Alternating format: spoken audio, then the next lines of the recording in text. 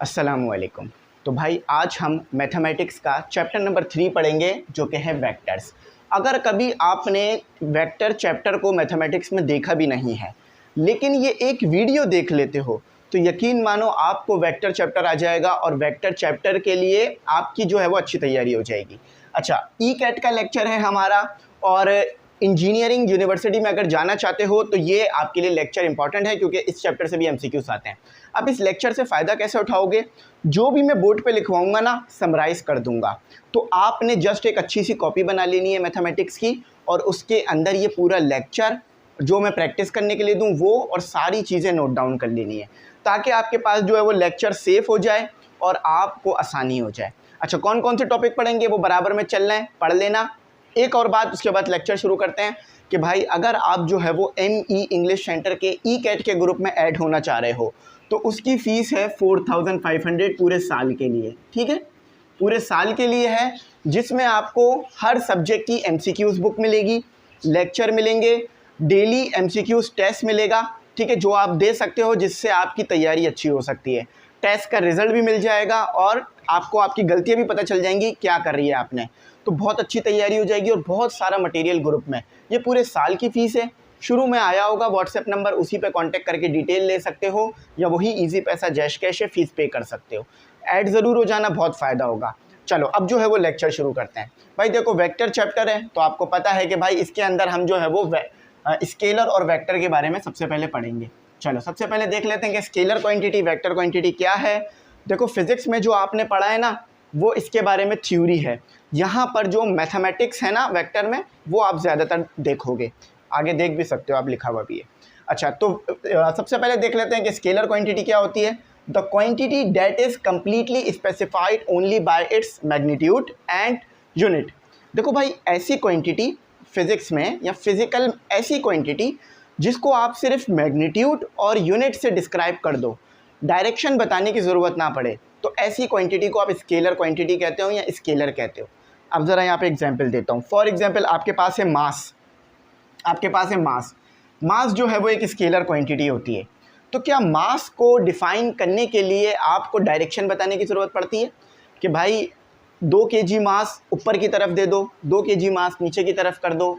नहीं, जस्ट आप किसी भी दुकान पे जाते हो, आप कहते हो कि भाई मुझे जो है वो 2 kg या 2 kg दाल दे दो या 2 किलो दाल दे दो। ठीक है, तो फिर आप डायरेक्शन नहीं बताते, जस्ट क्या बताते हो, 2 क्या है मैग्नीट्यूड और kg क्या है यूनिट। तो बस आपने क्या बताया, मैग्नीट्यूड और यूनिट, क्वांटिटी पूरी एक्सप्लेन हो गई। तो ये आपके पास होती है स्केलर क्वांटिटी। अब इसमें बहुत सारी क्वांटिटीज़ आती हैं, इसमें स्पीड भी आती है। ठीक है, स्पीड भी आती है और इसके अंदर आपके पास जो है वो मुख्तलिफ जो है वो चीज़ आती है। इसमें डिस्टेंस भी आता है, डिस्प्लेसमेंट नहीं आता। ठीक है, डिस्टेंस बोल रहा हूँ। अच्छा, अब दो कोई स्केलर क्वांटिटीज़ कमेंट सेक्शन में बता दो वीडियो रोक के। अब आ जाओ वेक्टर पे पढ़ते हैं। देखो भाई, वेक्टर क्वांटिटी ऐसी फिजिकल क्वांटिटी है जिसमें आपको मैग्नीट्यूड भी बताना पड़ेगा, डायरेक्शन भी बतानी पड़ेगी और यूनिट भी बताना पड़ेगा, तीनों चीज़ें। फॉर एग्जांपल फोर्स एक वेक्टर क्वांटिटी है। मैं कहूँ फोर्स लगाओ, किसी चीज़ पर फोर्स लगाओ। अब आप मुझसे पूछोगे किस किस डायरेक्शन में लगाऊं, upward, upward, downward, rightward, leftward, आप डायरेक्शन पूछोगे। यानी आपको फिजिकल क्वांटिटी के मैग्नीट्यूड यूनिट के साथ साथ डायरेक्शन भी चाहिए। तो ऐसी क्वांटिटी आपके पास ऐसी क्वांटिटी आपके पास वेक्टर क्वांटिटी है। बहुत सारी क्वांटिटीज़ हैं। डिस्प्लेसमेंट कहते हैं ना, डिस्प्लेसमेंट कवर करो किस डायरेक्शन में, ऊपर की तरफ, नीचे की तरफ, राइटवर्ड या लेफ्टवर्ड। ठीक है, डायरेक्शंस का काम है वेक्टर में। सही है, हम स्केलर को नहीं वेक्टर को पढ़ेंगे इस चैप्टर में। तो ऐसी क्वांटिटी जिसमें आपको मैग्नीट्यूड भी चाहिए, डायरेक्शन भी चाहिए, यूनिट भी चाहिए, क्वांटिटी को समझने के लिए, क्वांटिटी के बारे में समझने के लिए, वो आपके पास वेक्टर क्वांटिटी है। अच्छा देखो, अब बहुत सारी एग्जांपल्स हैं, मैं यहाँ लिख देता हूँ। सबसे बेहतरीन एग्जांपल इसकी फोर्स है। ठीक है, उसके बाद एक और एग्जांपल लिख देता हूँ जो कि डिस्प्लेसमेंट है। इसके अलावा भी बहुत सारी हैं लेकिन यहाँ जस्ट बेसिक लिख रहा हूँ। सही है, अब देखो पढ़ भी लेते हैं। The quantity that has direction as well as magnitude and appropriate unit. Appropriate unit का मतलब क्या है भाई, फोर्स है तो आप उसके साथ न्यूटन ही लगाओगे, ऐसा नहीं है फोर्स के साथ मीटर लगा दोगे। सही, तो इसलिए अप्रोप्रिएट यूनिट कह रहे हैं, सही unit is called vector quantity या जस्ट वेक्टर। अच्छा, अब आ जाते हैं geometrical representation of a vector.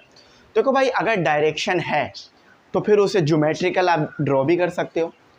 भाई देखो डायरेक्शन होती है ना, फॉर एग्जांपल पाकिस्तान किस रीजन में है, किस रीजन से मुराद कौन से कॉन्टिनेंट में है, कहाँ पर है, तो डायरेक्शन बताते हो।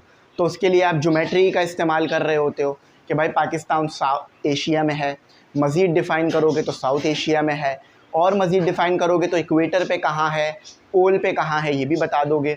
सही है। तो ज्योमेट्रिकल का मतलब है डायग्राम बनाना, यानी स्पेस में उसको रिप्रेजेंट करना, कार्टेशियन कोऑर्डिनेट सिस्टम में रिप्रेजेंट करना, ये आपके पास ज्योमेट्रिकल रिप्रेजेंटेशन कहलाती है।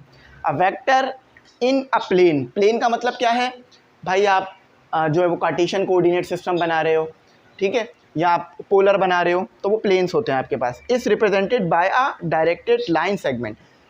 ज्योमेट्रिकल रिप्रेजेंटेशन में क्या कर रहे होगे आप, लाइन बना रहे होगे, लाइन बनाकर डायरेक्शन मैग्नीट्यूड के बारे में बता रहे होगे, और यूनिट तो फिक्स ही होता है, वो हम वैसे ही लिख देंगे। फॉर एग्जांपल ये एक आपके पास वेक्टर बना हुआ है, अब इसी वेक्टर को मैं कार्टेशियन कोऑर्डिनेट सिस्टम में बना देता हूँ। देखो ये हो गया आपके पास y, ये हो गया आपके पास x, ये नेगेटिव y, ये नेगेटिव x, ठीक है, negative x, positive x, positive y, negative y। अच्छा अब मैं चाह रहा हूँ एक वेक्टर बनाना, तो वेक्टर कैसे बनाऊंगा, जस्ट एक स्ट्रेट लाइन बनाऊंगा, ये हमारा वेक्टर बन जाएगा। ठीक है, आपने अमूमन वेक्टर जो बनते हैं वो स्ट्रेट लाइन होती है आपके पास, सही है। अच्छा अब देखो स्टार्टिंग पॉइंट इसका O है, एंडिंग पॉइंट इसका P कह देते हैं। तो अब इस लाइन को हम कैसे लिख सकते हैं, हम हर जगह इस लाइन को तो नहीं बनाएंगे ना कॉपी में, तो हम क्या करेंगे, इसकी जगह जस्ट लिख देंगे OP, और ऊपर ये बार डाल देंगे, तो बार का मतलब है कि स्ट्रेट लाइन है, सही है। तो इस तरह से हम जहाँ भी हमें OP के बारे में बात करनी होगी लाइन बना देंगे, क्लैरिटी में आई बात। अच्छा अब देखो ये AB एक वेक्टर था, अब इस AB को मैंने बनाया, स्पेस में बनाया या जहाँ भी बनाना था ज्योमेट्री में बना लिया, अब मैंने उसके ऊपर AB बार लिख दिया। अब देखो ये वेक्टर फोर्स भी हो सकता है, ठीक है, इसको मैं F भी लिख सकता हूँ, ये F है, यानी AB जो है वो F के बराबर है। तो इस तरह से जब आप किसी फिजिकल क्वांटिटी को लिखोगे ना, तो उसके ऊपर फिर आपने इस तरह से एक लाइन बनानी होगी, ठीक है, जो वेक्टर को रिप्रेजेंट कराएगी। स्केलर पे नहीं बनती, वेक्टर पे बन रही होती है, तो इस चीज़ को आप ज़रा जो है वो समझना। अच्छा अब magnitude of a vector, magnitude यानी क्वांटिटी। देखो मेरे अंदर भी एक क्वांटिटी है ना, मतलब मेरे अंदर एक मास है तो उसकी एक क्वांटिटी होगी। अब आपका भी एक वेक्टर है, उस वेक्टर की क्या क्वांटिटी है, क्या वैल्यू है, तो उसी को आप मैग्नीट्यूड कहते हो। और वो वैल्यू आप कैसे निकाल सकते हो, वो वैल्यू जस्ट आप स्केल की मदद से निकाल सकते हो। फॉर एग्जांपल जितनी A से लेके B तक की लेंथ बनेगी वही हमारे पास मैग्नीट्यूड होगा। बहुत क्लियरिटी वाली बात है।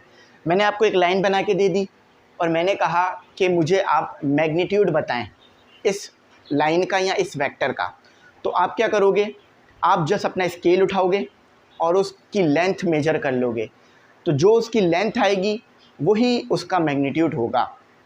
चलो मैं करके बताता हूँ ताकि और अच्छी बात क्लियर हो।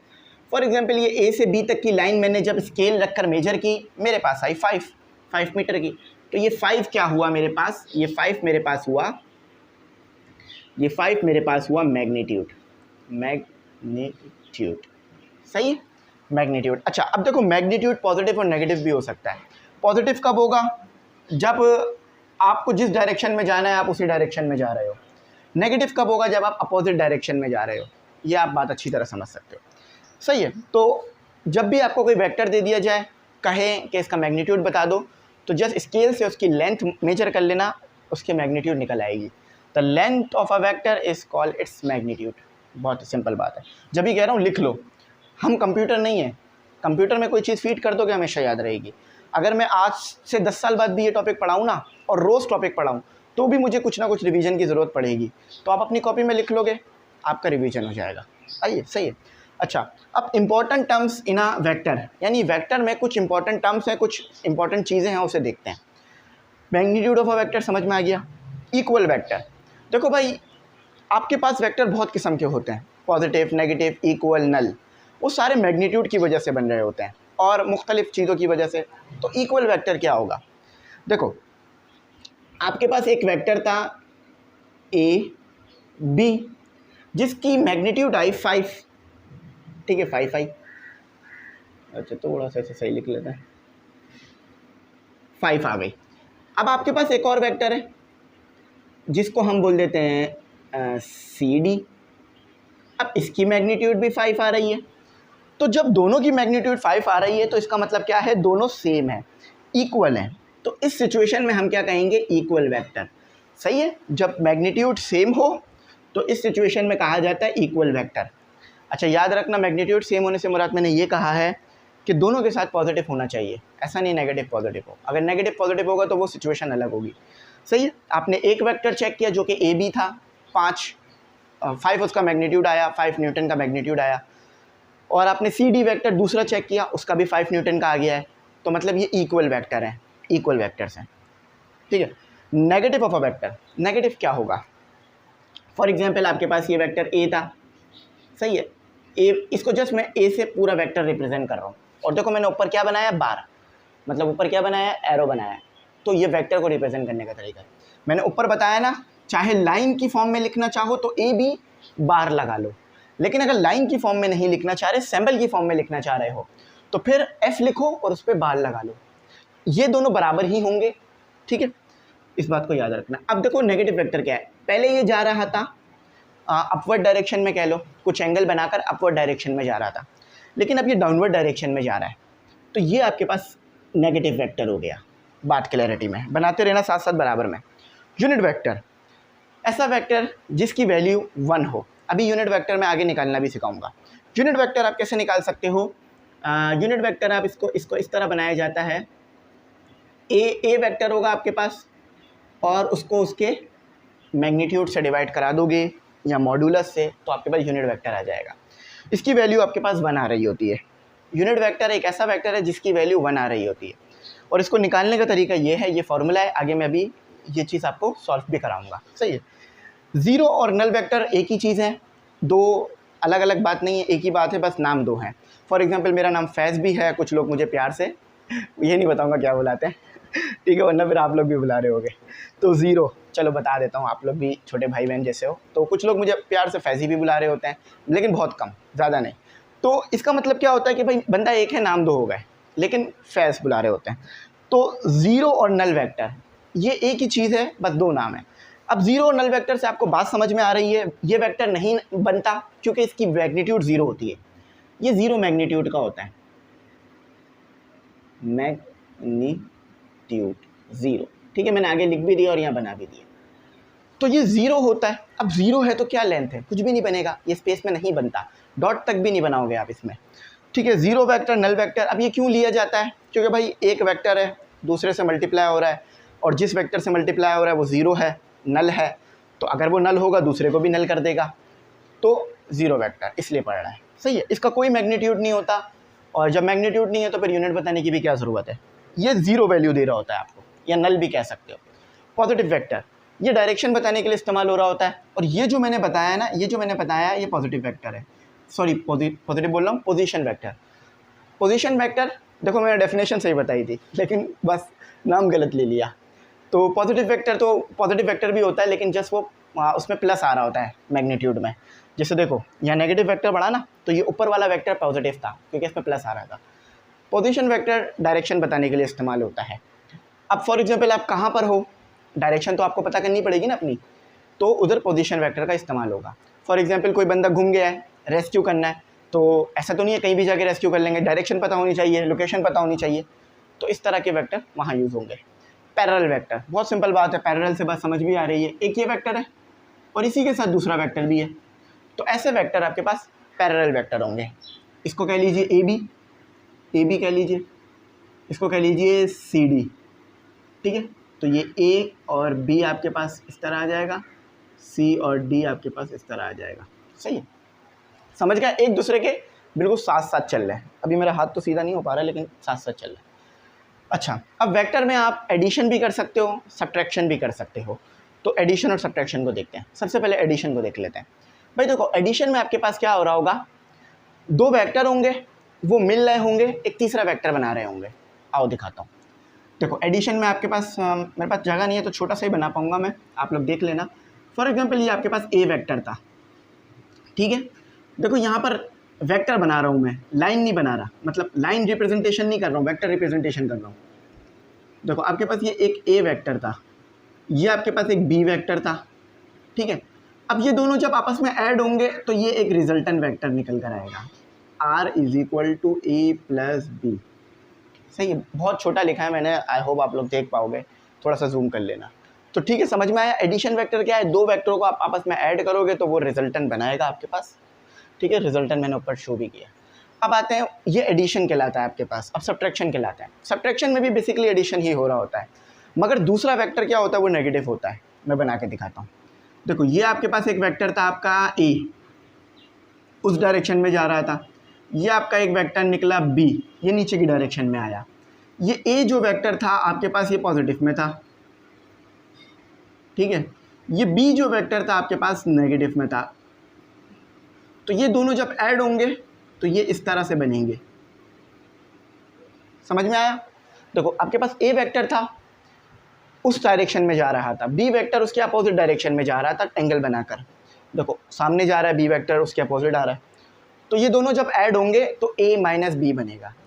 तो सब्ट्रैक्शन ही निकल रहा है, आखिर में सब्ट्रैक्शन ही निकल रहा है, इसलिए इसे सब्ट्रैक्शन कह रहे हैं, ठीक है। सब्ट्रैक्शन ऑफ वेक्टर्स, ये याद रखना, ए प्लस बी और ए माइनस बी, ये पूछते हैं बहुत ज़्यादा। अच्छा, अब ट्रायंगल लॉ, बेसिकली ये जो लॉस है ना, ट्रायंगल लॉस, पैरेललोग्राम्स लॉस और पॉलीगॉन लॉस, ये लॉस इस्तेमाल होते हैं आपके पास रिजल्टेंट पता करने के लिए। यहाँ पर सी रिजल्टेंट है, इसको लिख लो अपने पास, ये सी जो है वो रिजल्टेंट है। हम अक्सर आर से नाम देते हैं या सी से नाम दे दिए। अब देखो, ट्रायंगल लॉ में क्या हो रहा होगा, आपके पास जस्ट एक ट्रायंगल बन रहा होगा। मैं बना के दिखाता हूँ। देखो, ये आपके पास आ गया ए वेक्टर, और ट्रायंगल लॉ, एडिशन लॉ एक ही तरह से बन रहा होता है कभी कभार, हर बार ऐसा नहीं होगा, ठीक है। बल्कि नहीं, हर बार ही होगा, क्योंकि अगर दो वेक्टर हैं तो ट्रायंगल लॉ में एडिशन लॉ ही आ रहा होगा। देखो, ये ए वेक्टर था, ये बी वेक्टर था। तो ये ए और बी जब आपस में मिले, देखो जब भी आपको ऐड करना होगा ना, ये बात याद रखना कि आप पहला वाला जो वेक्टर है उसकी हेड के साथ दूसरे वाली वेक्टर की टेल को मिलाना, सही है। अगर आप ऐसा नहीं करोगे तो फिर रिजल्टेंट पहचानना मुश्किल हो जाएगा हमारे लिए। तो देखो, पहला वाला वेक्टर था, उसकी हेड के साथ मैंने दूसरे वाली वेक्टर की टेल मिलाई।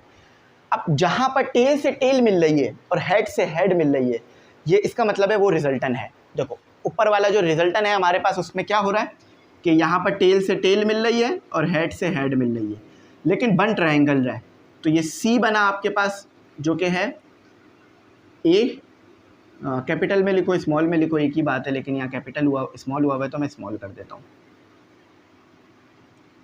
ठीक है। ये लो ए, तो सी ए प्लस बी, ठीक है। चलो, समझ में आई बात। तो एडिशन, लॉ ऑफ एडिशन में क्या, ट्रायंगल लॉ ऑफ एडिशन में क्या होगा, ट्रायंगल बन रहा होगा, और जो जो आपके पास तीसरी साइड होगी वो रिजल्टेंट होगी। अब पैरेललोग्राम लॉ, जब पहला बात समझ आ गई तो दूसरी बात तो मुश्किल है ही नहीं। पैरेललोग्राम लॉ में आपके पास पैरेललोग्राम बन रहा होगा, और पैरेललोग्राम लॉ जो है, ये बात भी याद रखना, कम्यूटेटिव लॉ को प्रूफ करता है। कम्यूटेटिव लॉ के बारे में बता रहा होता है कि वेक्टर कम्यूटेटिव लॉ को फॉलो करते हैं एडिशन पर, मल्टीप्लिकेशन पे नहीं, सही है। अब इधर देखो हो क्या रहा है, आपके पास ये ए वेक्टर है, ठीक है, ये आ गया आपके पास बी वेक्टर, सही है। तो ये क्या आपके पास आ गया, सॉरी सही है, बल्कि ये क्या आ गया आपके पास, रिजल्टेंट आ गया, है ना। देखो, ये ए वेक्टर आ गया, ये बी वेक्टर आ गया, तो ये आपके पास सी रिजल्टेंट आ गया। अब मैं क्या करता हूँ, बी वेक्टर को यहाँ बना देता हूँ, ए वेक्टर को यहाँ बना देता हूँ। तो देखो, ये ए वेक्टर आ गया, ये बी वेक्टर आ गया, ठीक है। तो देखो, रिजल्टेंट अभी भी सी बन रहा है, अभी भी सी वेक्टर बन रहा है।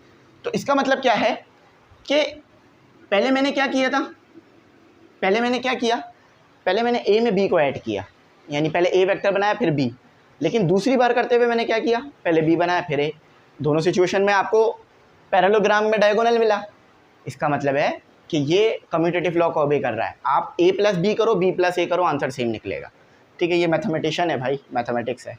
अच्छा, समझ में आ गई बात। पैरेललोग्राम बनता हुआ नजर आएगा, और इक्वेशन अगर देखोगे तो इस तरह बनेगी, A plus B equal to B plus A equal to, अब ये वेक्टर नहीं है क्योंकि आपने इस पर ये नहीं बनाया हुआ, सी।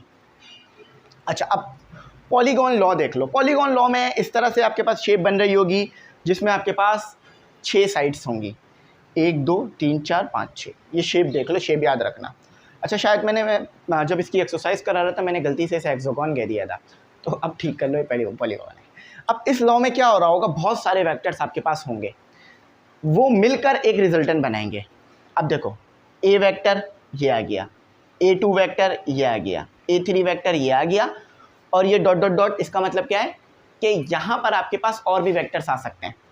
आखिरी वेक्टर क्या होगा, जो आपको n दिया हुआ होगा ना, n, फॉर एग्जांपल मैंने n आपको दे दिया 6, तो लास्ट वेक्टर आप कैसे निकालोगे, लास्ट वेक्टर आप निकालोगे, ये n की वैल्यू है, तो लास्ट वेक्टर आप निकालोगे n माइनस 1, यानी 6 माइनस 1 इक्वल टू a की पावर 5, तो लास्ट वेक्टर आपके पास होगा 5, A5। और फिर ये जो आप बनेगा आपके पास, ये जो बनेगा आपके पास, ये रिजल्टेंट बनेगा। अब ये रिजल्टेंट कैसे है, देखो, हेड से हेड मिल रहा है, सिर्फ यहीं पर ऐसा हो रहा है, हेड से हेड मिल रहा है, टेल से टेल मिल रहा है। अब आप बोलोगे सर यहाँ भी ऐसे ही हो रहा होगा, नहीं, यहाँ ऐसा नहीं हो रहा होगा। देखो, जैसे हर जगह क्या हो रहा है, हेड से टेल मिल रही है, हेड से टेल मिल रही है, हेड से टेल, तो यहाँ भी किसी ना किसी वेक्टर की हेड से टेल मिल रही होगी, हेड से टेल मिल रही होगी। लेकिन जस्ट यहाँ पर आके ऐसा होगा, क्योंकि ये AN रिजल्टेंट है, तो जस्ट यहाँ पर आके ऐसा हो रहा होगा, हेड से हेड, टेल से टेल मिल रही होगी। ये बात याद रखना। चलो, ये समझ में आ गई बात, तो फिर तो बात और आसान हो गई है। अब आगे की तरफ मूव कर जाते हैं और आगे का पढ़ते हैं। 21 मिनट में मैंने काफ़ी ज़्यादा टॉपिक आपको करा दिए, आगे का भी करते हैं, सही है। तो स्टूडेंट, ये जो कुछ टॉपिक मैंने लिखे हैं ना, ये वेक्टर चैप्टर का दिल है। अगर इसको आपने समझ लिया, यकीन मानो आपको वेक्टर के बारे में पता चल जाएगा कि वेक्टर होता क्या है और वेक्टर क्या यूज हो रहा होता है। ठीक है, चलो अब आ जाओ, सबसे पहले पढ़ते हैं हम यूनिट वेक्टर। तो देखो भाई, यूनिट वेक्टर क्या है, मैंने बताया था ना कि इसका मैग्नीट्यूड होता है 1। ठीक है, इसका मैग्नीट्यूड होता है 1। अब इसको निकालना भी सीख लो, आप लोग पहले भी सीख चुके हो लेकिन दोबारा सीख लो।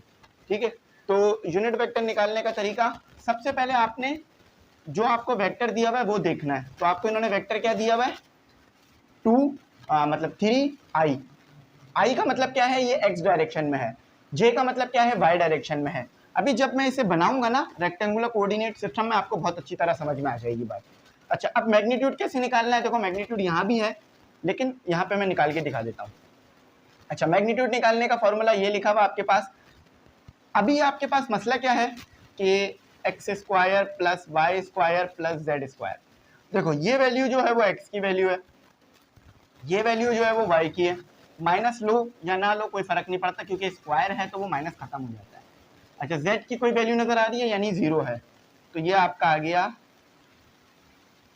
ये आ गया आपका 3 का स्क्वायर प्लस 4 का स्क्वायर प्लस 0 का स्क्वायर, तो 0 ही होगा। तो ये अब v आ जाएगा, मतलब मैग्नीट्यूड आ जाएगा आपके पास। तो 9 प्लस 16, तो 25 हो गया आपके पास, 25। ये बेसिकली आपके पास ये आ रहा है 5, सही है, 5 आ गया आपके पास। अच्छा, ये तो आपके पास 5 आ गया। अच्छा, अब आप मजीद जो है वो आगे मजीद फर्दर सिंप्लीफिकेशन करोगे। ठीक है, मजीद आगे जो है वो फर्दर सिंप्लीफिकेशन करोगे। चलो, अब इसको जो है वो आगे हम मजीद सिंप्लीफिकेशन की तरफ ले जाते हैं और इसको मजीद जो है वो सिंप्लीफाई करके दिखाते हैं। अच्छा, अब हमें क्या निकालना है, अब हमें जो है वो यूनिट वेक्टर प्रूफ करना है कि भाई वाकई ये 1 है या नहीं है। अच्छा, अब ये तो हमारा, ये आपको समझ में आ गया ना, 25 आएगा। अब इसको यहाँ पे रख लो, तो ये आ गया आपका, ये कितना आ रहा है आपका, ये आ रहा है आपका 3i माइनस 4j। ठीक है, उसके बाद क्या आ रहा है, उसके बाद आ रहा है आपके पास, उसके बाद आ रहा है आपके पास मैग्नीट्यूड v का, तो v का मैग्नीट्यूड आ रहा है आपके पास 5, सही है। अब 5 दोनों के नीचे आ रहा है, अलग अलग कर दो, तो अब यहाँ जगह नहीं बची है तो यहाँ कर लेते हैं, इसको लिख लेना पूरे को एक साथ। ठीक है, तो यह आइए आपका 3i/5 माइनस 4j/5, सही है, बात समझ में आई। यानी पहले आपको v का मैग्नीट्यूड निकालना है। अब अगर आप यूनिट वेक्टर चेक करना चाह रहे हो कि ठीक है या नहीं, तो यूनिट वेक्टर का भी मैग्नीट्यूड निकाल लो। अगर यूनिट वेक्टर का मैग्नीट्यूड 1 आ रहा है यानी ये चीज़ ठीक है, वरना ये गलत है। सही है, तो चलो चेक करते हैं। अगर यूनिट वेक्टर ये होगा जो आपको दिया हुआ है, ये चीज़ अगर यूनिट वेक्टर है तो इसका मैग्नीट्यूड हमेशा 1 आएगा। अभी मैं ज़रा करके दिखाता हूँ, देखना 1 आएगा। ठीक है, तो फिर से फॉर्मूला अप्लाई करते हैं। ठीक है, फिर से फॉर्मूला अप्लाई करते हैं। फॉर्मूला क्या होगा? एक्स का स्क्वायर प्लस वाई का स्क्वायर। एक्स क्या दिया हुआ है आपको? देखो एक्स ये दी हुई वैल्यू, एक्स की वैल्यू ये दी हुई, लिख लो अपने पास 3/5। वाई की वैल्यू ये दी हुई 4/5। नेगेटिव डालने का कोई फायदा नहीं होगा। 3/5 का स्क्वायर प्लस 4/5 का स्क्वायर, 4/5 का स्क्वायर। सही है, यहाँ तक बात समझ में आ गई।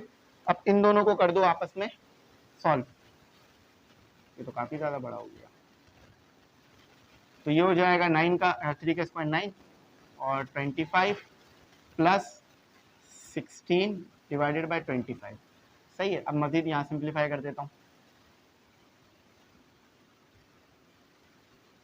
अच्छा देखो, बेसे डिवाइड में सेम है, तो यानी 25 एक टाइम आ जाएगा, ऊपर वाले प्लस हो जाएंगे। 9 प्लस 16 आप अच्छी तरीके से जानते हो, इसके ऊपर स्क्वायर रूट रहेगा। सही, स्क्वायर रूट रहेगा, वो भी सॉल्व नहीं हुआ ना। तो ये हो गया 25 और डिवाइड में भी आ गया 25।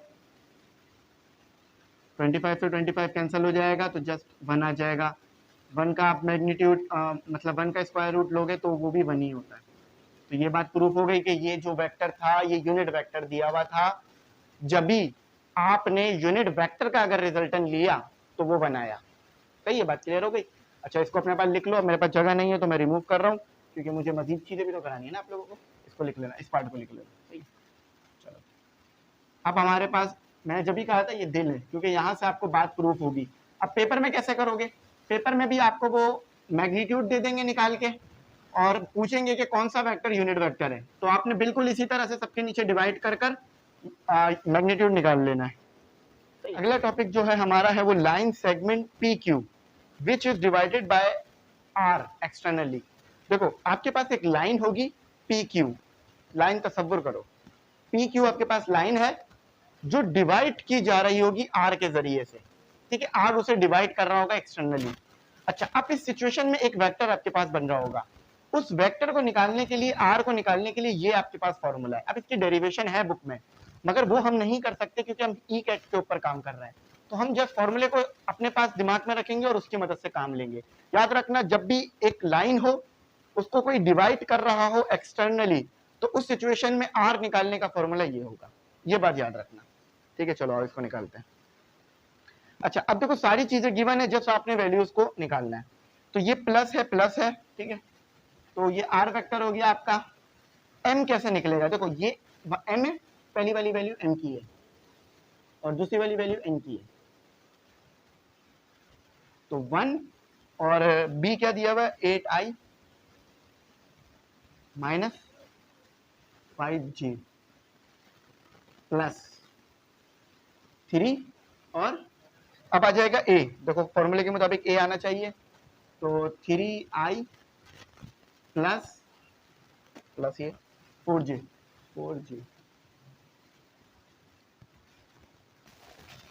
अच्छा, अब यहाँ पर i प्लस और m प्लस n कर दो, तो m1 है, n3 है।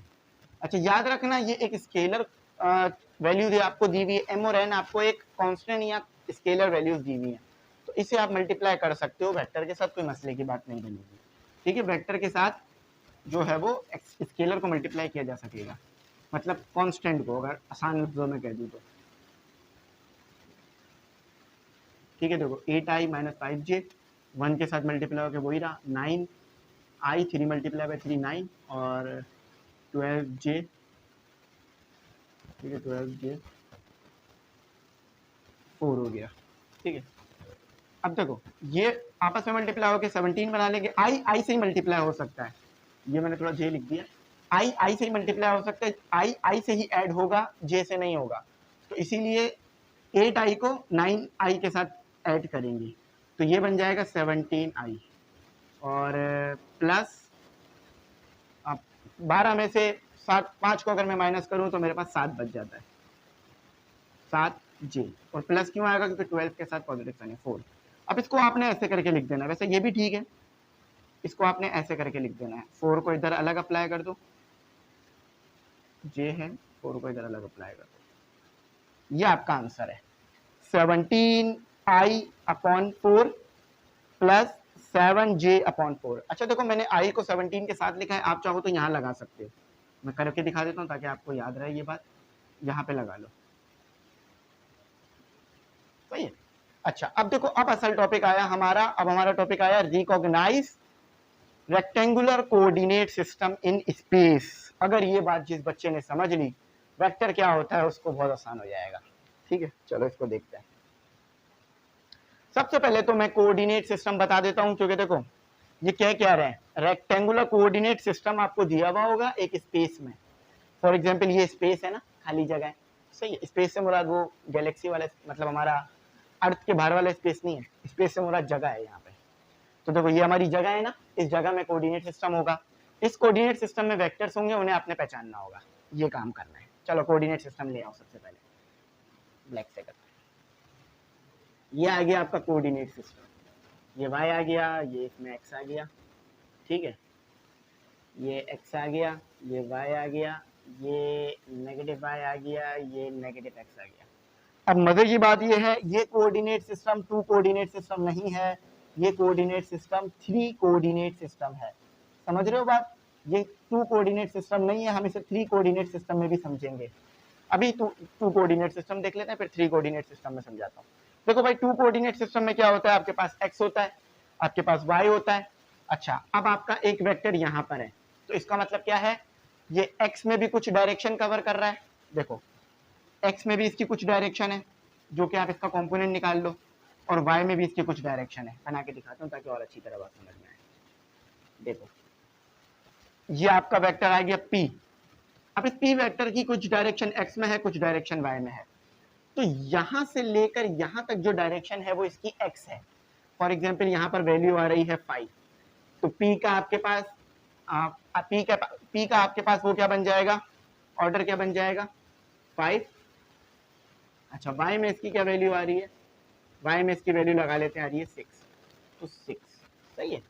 तो ये हो गया आपका, ये कौन सा कोऑर्डिनेट सिस्टम हो गया, ये आपका 2 एक्सिस कोऑर्डिनेट सिस्टम हो गया। अब इसको 3 में करते हैं, 3 में बना के समझते हैं, क्योंकि हमें आगे 3 में ही लिख के दिया हुआ है। देखो ये 3 कोऑर्डिनेट सिस्टम है, 3 कोऑर्डिनेट सिस्टम में है।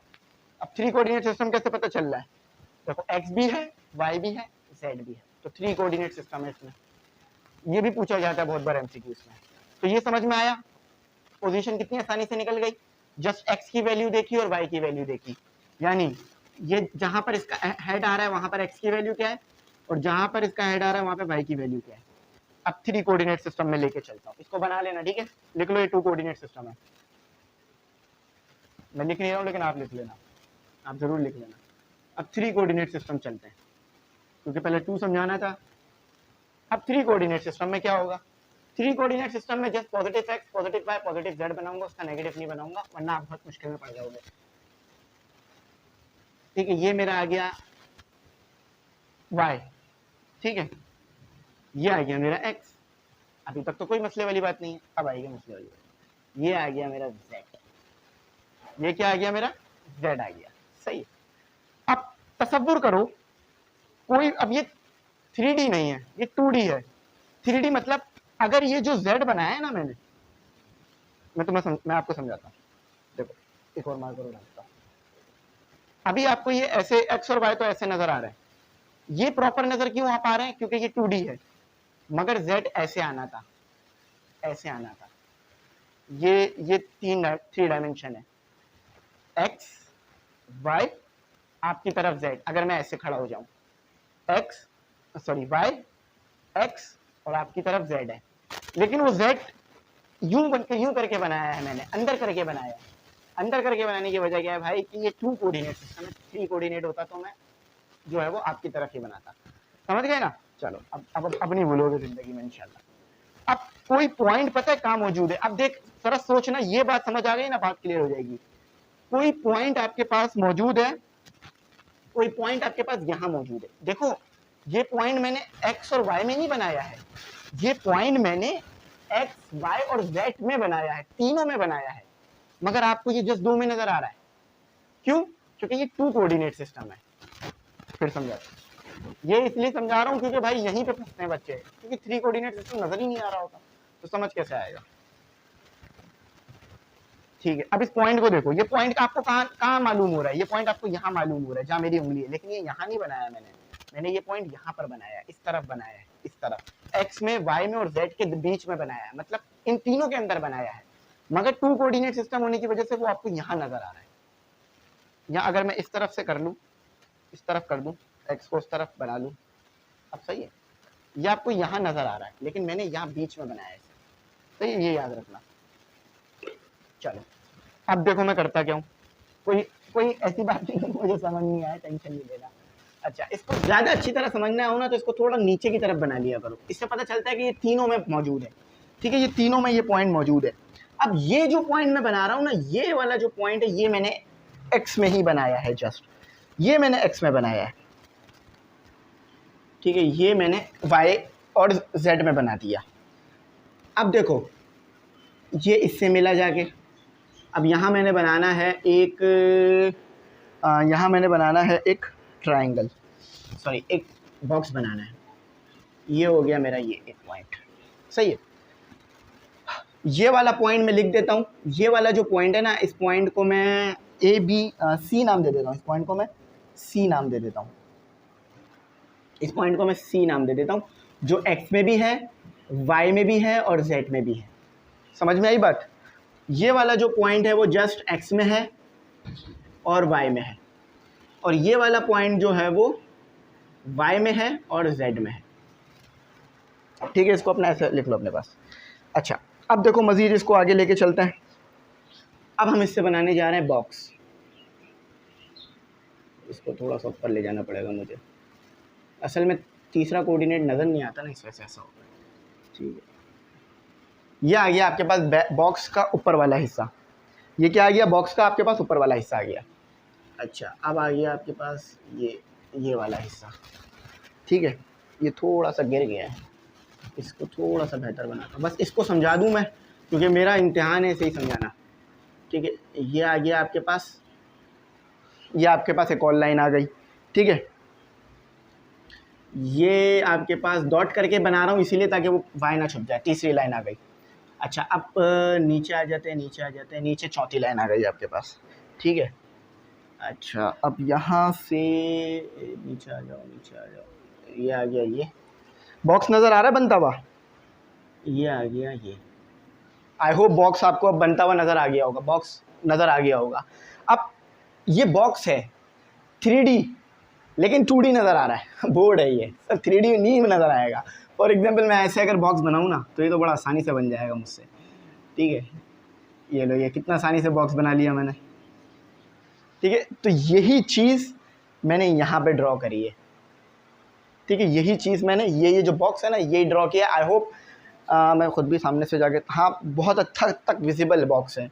अगर थोड़ा सा मैं और इसे बेहतर कर दूँ, मैं इस पर टाइम इसलिए ज़्यादा ले रहा हूँ क्योंकि मुझे यही आपको समझाना है। ये अगर आपको समझ में आ गया ना सारी बात, चलो अब बॉक्स अच्छा समझ में आ रहा होगा। ठीक है, यही बॉक्स मैंने बनाया है। अच्छा, अब आ जाओ, अब आते हैं असली चीज़ के ऊपर। अब असली चीज़ के ऊपर आते हैं। यहाँ पर जहाँ पर ये बॉक्स लाई कर रहा है, तो यहाँ पर एक्स वाई जेड क्या है, देखो जिस एक्सिस के ऊपर होना सिर्फ वही आएगा, उसके अलावा सब जीरो।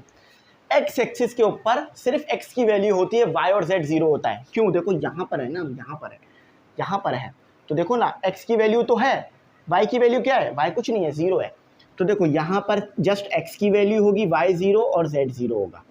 ठीक है, यहाँ पर जस्ट वाई की वैल्यू होगी और जेड और एक्स जीरो होगा। देखो एक्स है यहाँ पर कुछ, इस पॉइंट पर एक्स है नहीं, जस्ट वाई है। ठीक है, अगर मैं एक्स देखने की कोशिश करूँ तो ज़ीरो मिल रहा है, वाई देखने की, जेड देखने की कोशिश करूँ तो ज़ीरो मिल रहा है। सही है, अब इस पॉइंट पर ये जो कि जेड है तो ज़ीरो ज़ीरो और जस्ट जेड आ रहा होगा। अच्छा, अब जो ये पॉइंट मैंने बनाया है इसका मैं वेक्टर निकालता हूँ। ये निकाला मैंने वेक्टर, ये देखा, ये पॉइंट मैंने बनाया, इसका मैंने वेक्टर निकाला पोजीशन बताने के लिए। अब इस वेक्टर की मैं इक्वेशन लिखने की कोशिश करता हूँ। इसको मैंने ए किसी को कहा है नहीं, अब इसको मैं ए कह लेता हूँ क्योंकि वहाँ मैंने ए लिखा है ना, तो इसलिए मैं इसको ए कह लेता हूँ। इसको मैंने ए कह लिया। अब इसकी इक्वेशन कैसे लिखूंगा मैं, ज़रा देखो। देखो, जो चीज़ एक्स एक्सिस पे होती है ना, उसका यूनिट वेक्टर हम आई से डिफाइन कर देते हैं। जो वाई एक्सिस पे होती है उसका यूनिट वेक्टर हम जे से डिफाइन कर देते हैं। जो जेड पर होती है उसका हम के से डिफाइन कर देते हैं। क्योंकि देखो, एक्स की तो कोई कांस्टेंट वैल्यू आ जाएगी, जैसे कोई एक्स या एक्स यहाँ पर 5 है, तो मैं जस्ट 5 लिख दूंगा, तो पता कैसे चलेगा ये एक्स है? तो वो आई लिखा हुआ होगा तो पता चलेगा ये एक्स का है। देखो यहाँ देखो, ए एक्स। अब मैं ए एक्स की जगह पे कोई वैल्यू पुट कर दूँ 4, ए वाई की जगह पे भी 4 और ए जेड की जगह पे 5, तो ये सब तो आपस में ऐड कर दोगे आप। क्यों? क्योंकि भाई वो सब ये कांस्टेंट लिखे हुए होंगे, तो इसलिए आई जे के लगा देते हैं कि भाई ये एक्स के लिए है, ये वाई के लिए, ये जेड के लिए, याद रखना। अच्छा, अब जब मैं इसकी इक्वेशन लिखूंगा कि ए क्या है, ए किसके बराबर होगा? ए बराबर होगा, ए आपके बराबर होगा ए एक्स। आई क्यों लिख रहा हूं? क्योंकि आई एक्स डायरेक्शन में कितना है, ए वाई जे वाई डायरेक्शन में कितना है, ए जेड के डायरेक्शन में कितना है। सही है, और ये ए आपका वेक्टर हो गया। समझ आई बात? ये इक्वेशन कैसे लिखी जाती है? देखा, मेहनत का काम है। अच्छा, तो अब ये वाला अगर मैं इस पॉइंट की इक्वेशन लिखने का कहूँ आपको, जो कि सिर्फ एक्स और वाई में है, तो आप कैसे लिखोगे? ए एक्स आई, सही, आई प्लस ए वाई जे। अब z क्यों नहीं लिखा? क्योंकि ये x और सिर्फ y के दरमियान है, तो इसलिए 0 हो गया। अब ये वाला जो पॉइंट है ना, ये वाला पॉइंट y और z के दरमियान है, d। अब इसकी इक्वेशन आप मुझे लिख के दिखाओ, d कह के लिखना, तो बात समझ में आ जाएगी। ठीक है, चलो अब इसको बना लेना। बड़ी मेहनत से भाई मैंने ये किया है आपके लिए, मुझे उम्मीद है आप इससे पूरा फ़ायदा उठाओगे इंशाल्लाह। ठीक है, डायग्राम मैंने थोड़ा बुक से देख के बनाई है, क्योंकि 3D में ना हम खुद भी कंफ्यूज हो जाते हैं कभी कभार, क्योंकि 3D होता है ना, बोर्ड पे बन नहीं रहा होता, बोर्ड पे तीसरी डायमेंशन आती नहीं है, तो वो ऊपर नीचे करके एडजस्ट करना पड़ता है उसे। चलो आओ आओ बच्चों, अब ये तो बहुत आसान है ना, ये तो खुद भी आप निकाल लोगे, बताने की ज़रूरत तो नहीं है, लेकिन बता देता हूँ, चलो जिम्मेदारी पूरी करते हैं। देखो, मैग्नीट्यूड पीछे निकाल चुके हैं। देखो, 2 फॉर्मूले लिखे हुए मिल सकते हैं, ए बी सी करके भी लिख सकते हैं। वो ए का मतलब कुछ नहीं है, एक्स ही है, बी का मतलब कुछ नहीं है, वाई है, सी का मतलब कुछ नहीं है, जेड है। कंफ्यूज नहीं होना, तो दोनों फॉर्मूले लिख दिए। अच्छा, अब क्या वैल्यू है एक्स की? 1, देखो 1 है। वाई की क्या है? -2, लेकिन कोई फ़र्क नहीं पड़ता माइनस डालने से।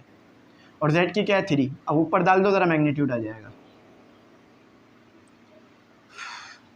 1 का स्क्वायर प्लस 2 का स्क्वायर प्लस 3 का स्क्वायर, तो ये हुआ बच्चों 1 + 4 + 9, इट्स इक्वल टू 15, अगर मैं गलत नहीं हूँ तो। सही है, ये 15 आ रहा है, 15 आ रहा है, बेहतर कर लेते हैं थोड़ा सा। 15 चेक कर लेता हूँ, सही है गलत है,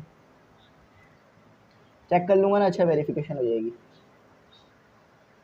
अच्छा 15 कैसे होगा, 14 होगा, वो 9 है भाई। अच्छा वो चेक कर लिया, वरना तो अभी गलत हो जाता। ये सिली मिस्टेक्स कभी कभार ना कर जाते हैं टीचर जल्दी में, ख़ास तौर पे मैं अपनी बात कर रहा हूँ भाई। सही है, तो आई होप अब इसको अपने पास नोट डाउन करो, फर्दर मूव करते हैं, आगे चलते हैं। तो स्टूडेंट अब पढ़ते हैं हम स्केलर मल्टीप्लिकेशन, और फिर कम्यूटेटिव लॉ फॉर एडिशन, और फिर मल्टीप्लिकेशन और दूसरी चीज़ें पढ़ते हैं। अच्छा, सबसे पहले यहाँ पर हम जो है वो कुछ चीज़ें देख लेते हैं कि भाई स्केलर मल्टीप्लिकेशन है क्या। स्केलर मल्टीप्लिकेशन कुछ नहीं है, आप अभी पीछे हमने करा था ना कि हम m को मल्टीप्लाई करा रहे थे b से, वही स्केलर मल्टीप्लिकेशन थी। यानी किसी कांस्टेंट को आप एक वेक्टर के साथ मल्टीप्लाई करा रहे हो। ये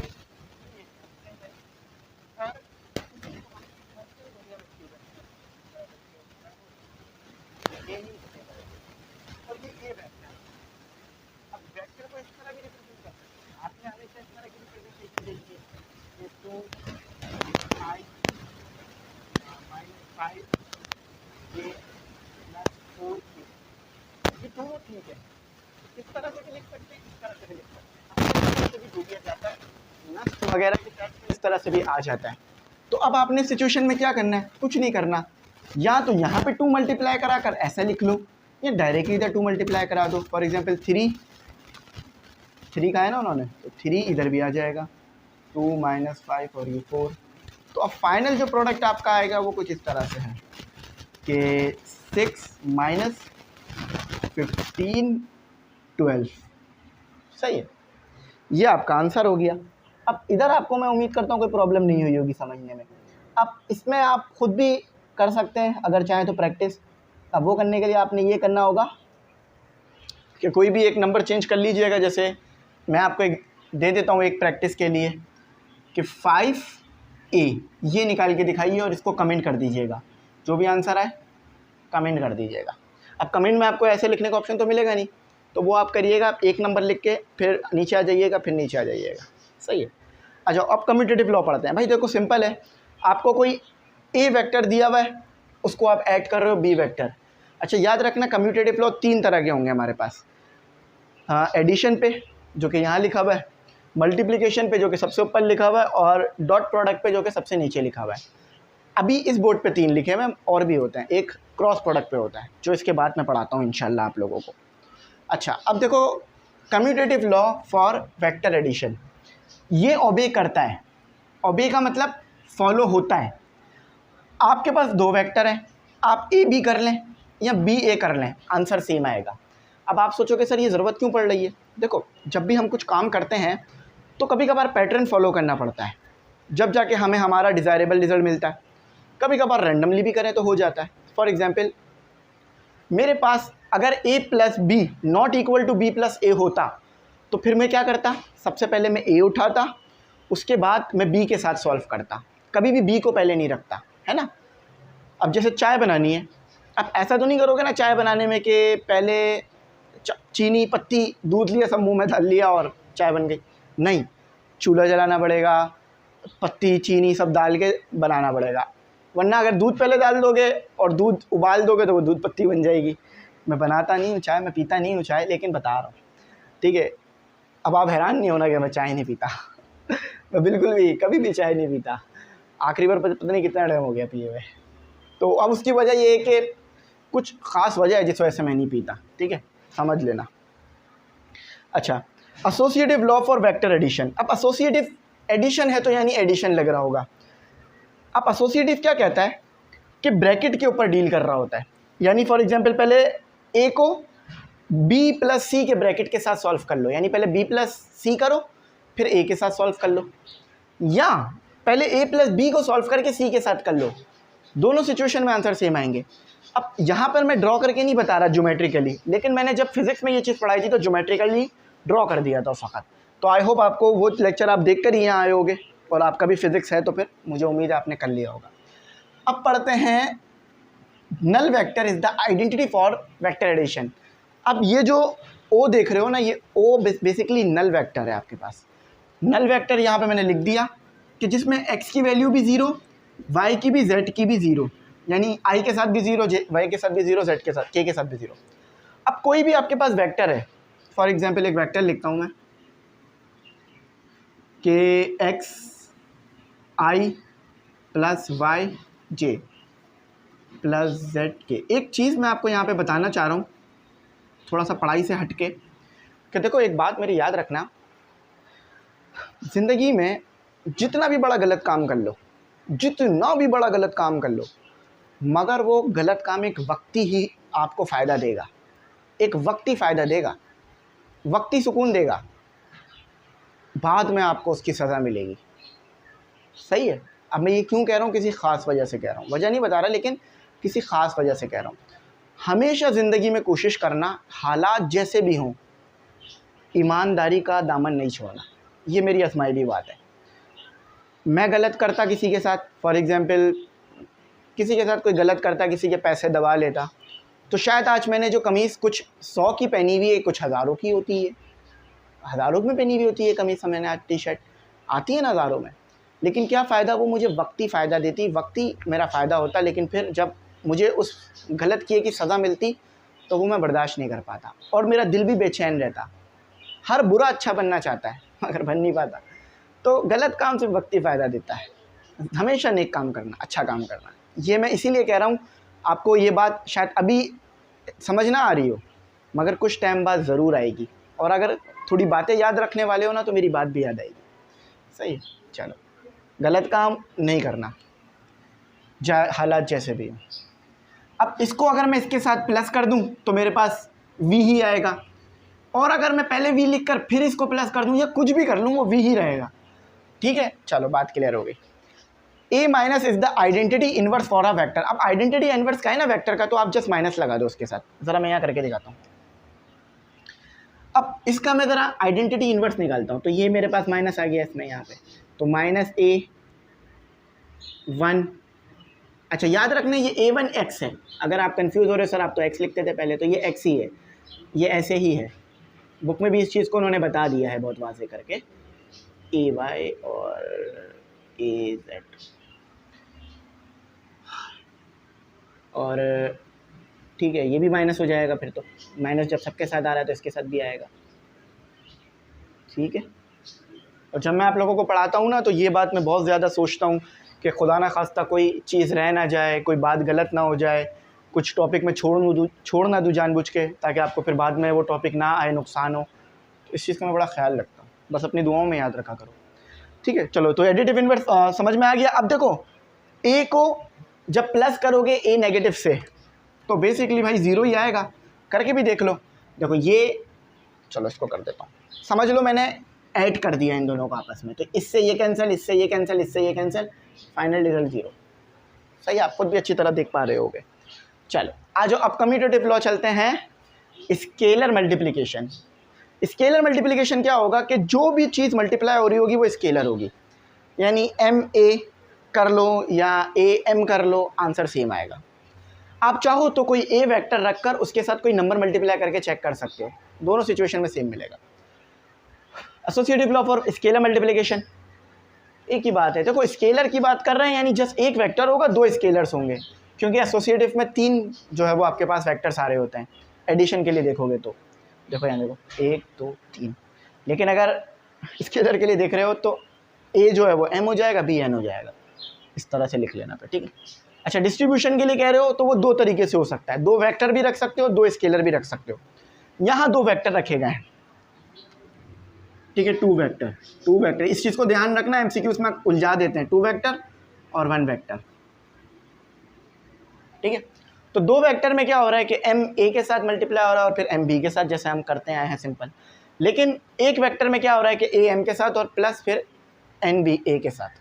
अच्छा अब डॉट प्रोडक्ट, देखो डॉट प्रोडक्ट में मैं नहीं जा रहा, आप बहुत अच्छी तरह पढ़ चुके हो फिजिक्स में से, अगर नहीं पढ़ा है तो जाके चैप्टर नंबर 2 देख लो, बहुत अच्छी समझ में आ जाएगी बात इंशाल्लाह। काइनेमेटिक्स लिखना, एमडी कैट लिखना, एमई इंग्लिश सेंटर लिखना या ई कैट लिख देना, आपको वीडियो मिल जाएगी। तो उधर मैंने बहुत डिटेल में इस चीज़ को एक्सप्लेन कर दिया था, इस फॉर्मूले को, डायग्राम वगैरह को। तो यहाँ जस्ट मैं पढ़ के बता रहा हूँ, A dot B is equal to A का मैग्नीट्यूड बी का मैग्नीट्यूड कॉस थीटा। अब आपको ये निकालने के लिए आएगा तो किस तरह दिया हुआ होगा, तीन चीज़ें वो सिर्फ आपको देंगे, एक ए देंगे, एक बी देंगे और एक थीटा देंगे। अच्छा ए का मैग्नीट्यूड आप इजीली निकाल लोगे, आपको निकालना आता है। कैसे निकालोगे, फॉर्मूला लिख दूँ, अगर 3 डायमेंशनल होगा तो ऐसे निकाल लेना, एक्स का स्क्वायर प्लस वाई का स्क्वायर प्लस जेड का स्क्वायर, ठीक है, ऐसे निकाल। सॉरी ये नोटेशन, ये रिप्रेजेंटेशन में गलती हो जाए तो बात नहीं समझ में आती है, ठीक है। ए भी ऐसे निकालोगे, बी भी ऐसे निकालोगे, फिर कॉस थीटा के साथ सॉल्व कर दोगे, आंसर आ जाएगा। अच्छा याद रखना ये नेगेटिव कब होगा आपके पास, इसकी वैल्यू नेगेटिव कब आएगी, जब एंगल 180 का हो, और मैक्सिमम कब आएगा जब एंगल 0 हो, और नल कब आएगा जब एंगल 90 का हो, याद रखना, लिख लो। अच्छा commutative law for dot product same बात है, A dot B is equal to B dot A, बात क्लियरिटी में। चलो यहाँ पर ज़्यादा टाइम नहीं लिया क्योंकि बस कुछ छोटी छोटी चीज़ें थी, अब आगे चलते हैं। तो स्टूडेंट अब जो है वो कुछ और इम्पोर्टेंट चीज़ें पढ़ लेते हैं। अच्छा अब डिस्ट्रीब्यूटिव लॉ को देख लेते हैं डॉट प्रोडक्ट में। तो देखो डिस्ट्रीब्यूटिव लॉ आसान है। अच्छा दो चीज़ें प्लस हो रही होंगी, एक में डॉट होगा, ऐसा नहीं हो सकता यहाँ भी डॉट यहाँ भी डॉट, फिर तो वो कुछ और ही बन जाएगा, ठीक है, क्योंकि मसला पता है क्या है, वो एग्जिस्ट ही नहीं करेगा।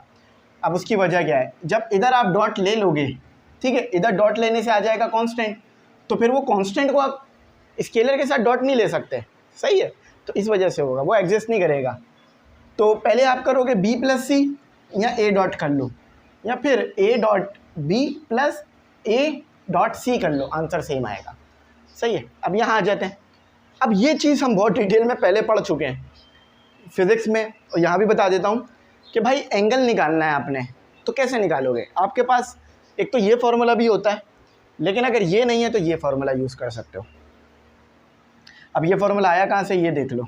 a डॉट बी आपको पीछे लिखवाया था, जो कि a और b कॉस थीटा से था, तो इस a b को मैं नीचे ले गया। अब एंगल निकालना है तो एंगल को यहाँ रहने दो, कॉस को हिमालय के इन्वर्स कर लो, और a डॉट बी का जो आंसर आया उसे a का मैग्नीट्यूड और b का मैग्नीट्यूड से डिवाइड कर देना। सही है। अच्छा, अब आगे चलते हैं। अब प्रोजेक्शन पता करनी है। देखो प्रोजेक्शन होती क्या है, ये आपके पास समझ लो डिस्प्लेसमेंट है और ये फोर्स है। तो जो वेक्टर लग रहा होता है ना आपके पास फोर्स का डिस्प्लेसमेंट पे, उसी को प्रोजेक्शन कह रहे होते हैं। तो यहाँ पर जो है वो प्रोजेक्शन का फॉर्मूला क्या है, a डॉट बी और b का मैग्नीट्यूड। अब हमेशा b नीचे नहीं रहेगा, कंडीशन है। ऊपर वाली चीज़ तो हमेशा सेम रहेगी, नीचे वाली चीज़ देखो कब बदलेगी। प्रोजेक्शन ऑफ a, ये आ नहीं है, a है, आ वेक्टर नहीं है। अब सॉरी ये आ है, ये a है। Projection of a vector a along a vector b।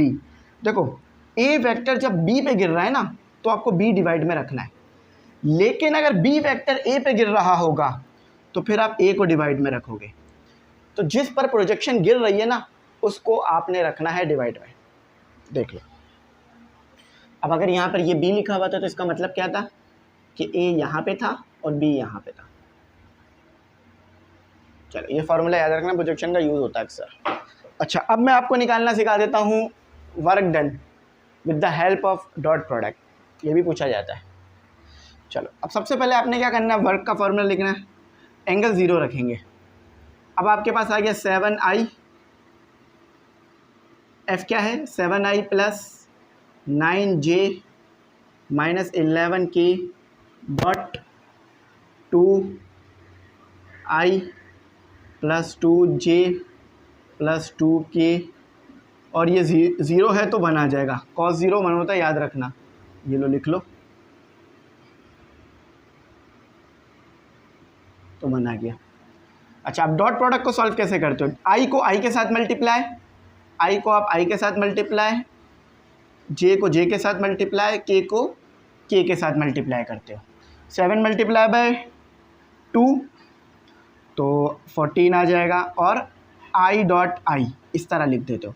एक और बात याद रखना, यहाँ लिख देता हूँ, i dot i equal to 1, j dot j equal to 1, k dot k equal to 1। अच्छा, लेकिन अगर i डॉट j होगा वो 0 होगा, j डॉट i होगा वो 0 होगा, k डॉट i होगा वो 0 होगा। सही है, बस सेम होगा तो ही 1 है, वरना उसके अलावा कोई भी कंडीशन हो 0 ले लेना। माइनस प्लस प्लस प्लस तो 18 हो गया, j dot j minus plus minus 22 k dot k। एक मिनट, तो ये 14 आ गया, ये 1 आ जाएगा, 18 आ गया, ये 1 आ जाएगा, ये 22 आ गया और ये 1 आ जाएगा। सही है। अब कैलकुलेटर की मदद से डायरेक्ट ही सॉल्व कर लेते हैं। 14 प्लस 18 माइनस 22 इक्वल टू 10 आ रहा है। W is equal to 10। अब यूनिट लिखने की ज़रूरत नहीं है, ऐसे लिख दो, क्योंकि यहाँ यूनिट का चक्कर नहीं आता। डॉट प्रोडक्ट जब भी सॉल्व करोगे स्केलर क्वांटिटी मिलेगी, याद रखना। अच्छा, अब इसको मैं वेरीफाई कर लेता हूँ कि ये ठीक है या गलत है। वेरीफाई इसलिए कर रहा हूँ भाई, ताकि आपको बाद में मुश्किल ना हो मेरी वजह से, वरना आपको पता है अगर गलतियाँ हो जाएं तो फिर स्टूडेंट को भी प्रॉब्लम आती है। एक मिनट रुको बस, ठीक है।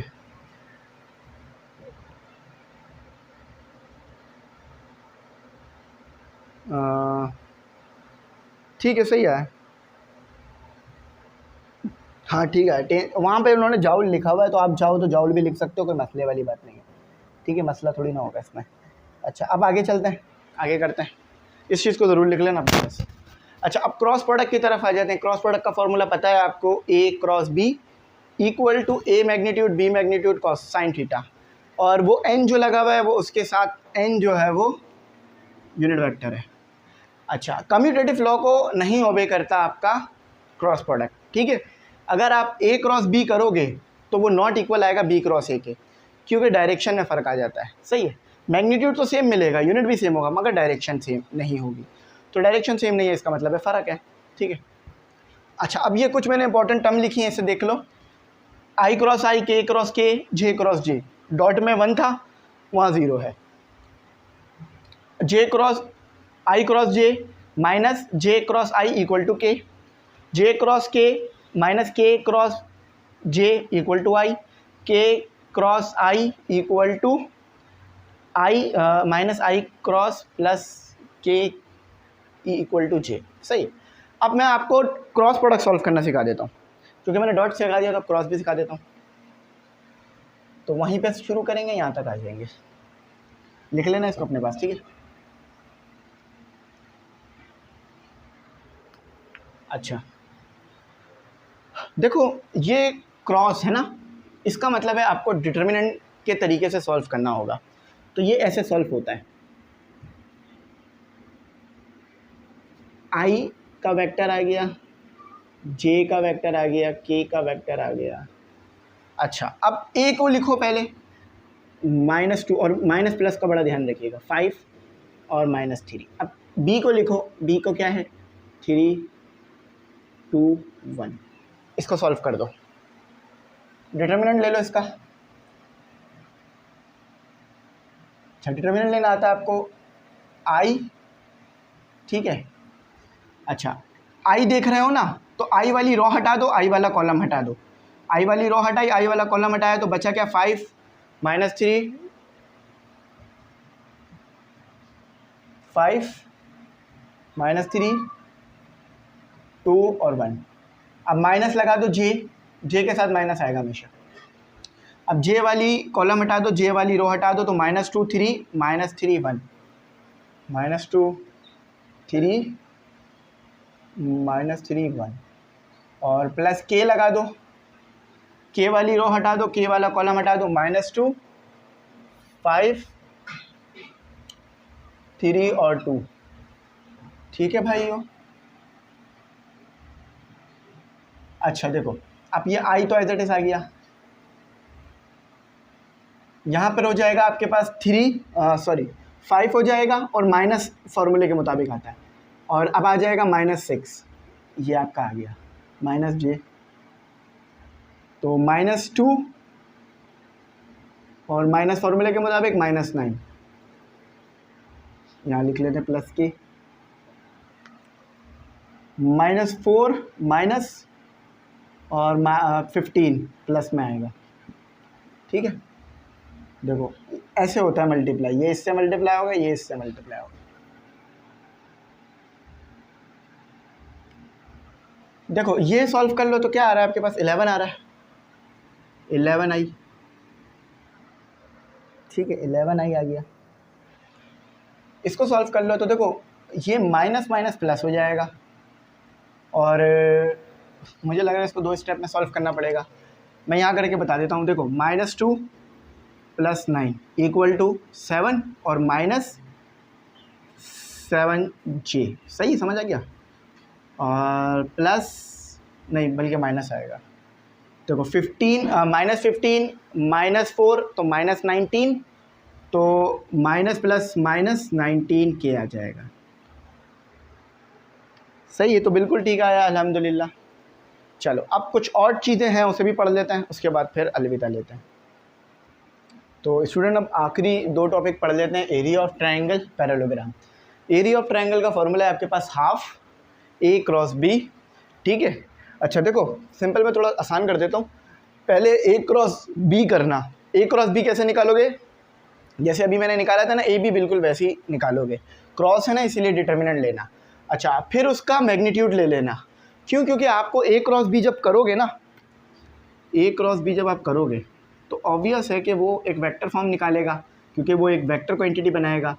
तो एक्स आई प्लस वाई जे प्लस जेड के करेगा, ये देगा आपको। तो फिर आपने क्या करना है, इसका मैग्नीट्यूड ले लेना है। तो इसका मैग्नीट्यूड क्या बनेगा आपके पास, इसका मैग्नीट्यूड आपके पास बनेगा एक्स का स्क्वायर प्लस वाई का स्क्वायर प्लस जेड का स्क्वायर, ठीक है। फिर उसको 1/2 के साथ सॉल्व कर देना, आंसर आ जाएगा। अच्छा, पैरेललोग्राम में भी सेम काम करना, बी क्रॉस सी कर लेना, आपका आंसर आ जाएगा। तो देखो मैंने काफ़ी मेहनत करी, अपनी तरफ से पूरी कोशिश करी आपको एक अच्छा लेक्चर डिलीवर करने की, मगर हो सकता है कहीं कोई गलती कोताही वगैरह हो गई। तो अपनी दुआओं में याद रखना, इसको नोट डाउन ज़रूर कर लेना, मेरी मेहनत वसूल हो जाएगी। थैंक्स फॉर वॉचिंग, अल्लाह हाफ़िज़।